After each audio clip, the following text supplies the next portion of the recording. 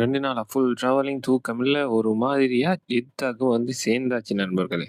ஏர்போர்ட்லேருந்து வெளியாகறதுக்கு அப்படியே மெட்ரோ ட்ரெயின்ல ஏறி ட்ராவல் பண்ணேன். This is my first metro travel போகும்போது வியூவ பார்க்கறதுக்கு முன்னால அத பார்த்துட்டு இருந்த அந்த சின்ன பையன பார்க்கறது கியூட்டா இருந்துச்சு. ஏர்போர்ட்லேருந்து வெளியானதுமே நம்மளோட ஸ்டைல்ல இறைச்சி ரொட்டியும், காவா டீயும் ட்ராவல்ஸ் எல்லாம் தந்தாங்க. குடிச்சிட்டு தெம்பா ஹோட்டலுக்கே கிளம்பியாச்சு. ஹோட்டல் ரீச் ஆகி லக்கேஜ் எல்லாம் ரூம்ல வச்சுட்டு கொஞ்சம் ஃப்ரெஷ் ஆயிட்டோம். ஆனா மனசு எல்லாமே ஒரே இடத்துல இருந்துச்சு மக்களே. Exactly you know that place is right.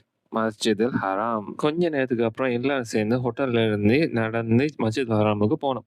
ஒவ்வொரு ஸ்டெப் எடுக்கும் போதும் எக்ஸைட்மெண்ட் இன்க்ரீஸ் ஆயிட்டே இருந்துச்சு. எத்தனை வருஷமா போட்டோஸ்ல வீடியோஸ்ல பார்த்த இடத்த இன்னைக்கு நேர்ல பார்க்க போறேங்கிற ஃபீலிங் அதை டிஸ்கிரைப் பண்ணவே முடியாது மக்கள். 8 நிமிஷம் ஓக்குக்கு பிறகு நான் ஆசைப்பட்ட இடத்த வந்து சேர்ந்தேன். ஃபர்ஸ்ட் டைம் காபத்துல்லா பார்த்த ஃபீலிங் அதை வார்த்தையால சொல்லவே முடியாது மக்களே.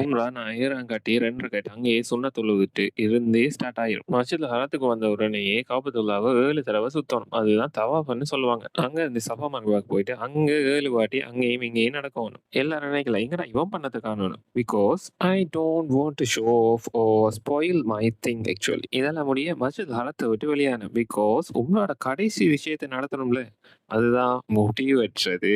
போற வழியில மஸ்ஜித் ஹராத்தை செம்மையா ரசிச்சுட்டு வந்துட்டு இருந்தேன். வெயில் பொல்லந்து கட்டிச்சு மக்களே. வார வழியில தான் உன்னை நோட்டீஸ் பண்ணேன். இன்னைக்கு அதிசயத்தை பாத்தீங்கன்னா இவ்வளவு புறா இருக்கு. ஆயிரக்கணக்கில் புறா இருக்கு.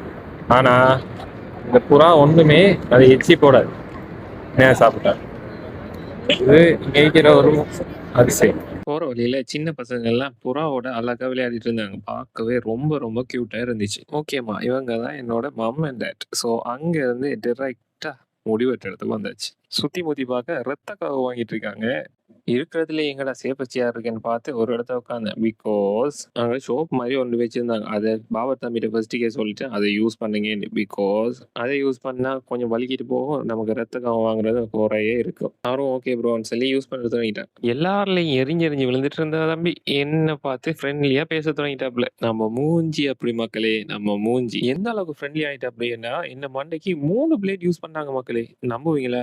அதுதான் நடந்துச்சு. மண்டை ஃபுல்லா ஷோ பண்ணி முடிஞ்சோடனே மண்டையில பிளேடை வச்சா அப்படி கொஞ்சம் மனசுக்குள்ள பதட்டமா இருந்தாலும் நீ வெட்டுங்க ப்ரோன்னு சொல்லி மண்டையை கொடுத்தாச்சு. How is my final look? ராஜா பகூத் மாதிரி இருக்கனா? 6 மாறு தக்காளி சொல்லலாம். ஃபர்ஸ்ட் டைம் போல்டாகி நிற்கும் போது எப்படி இருக்கும்னு யோசிங்க. பட் செம்ம ஃபீலிங் அது. அங்க அந்த ஹோட்டலில் போய் நல்லா ரெஸ்ட் எடுத்துட்டு அடுத்த நாள் என்ன ஆச்சுன்னு அடுத்த வீடியோவில் சொல்றேன். Until then by.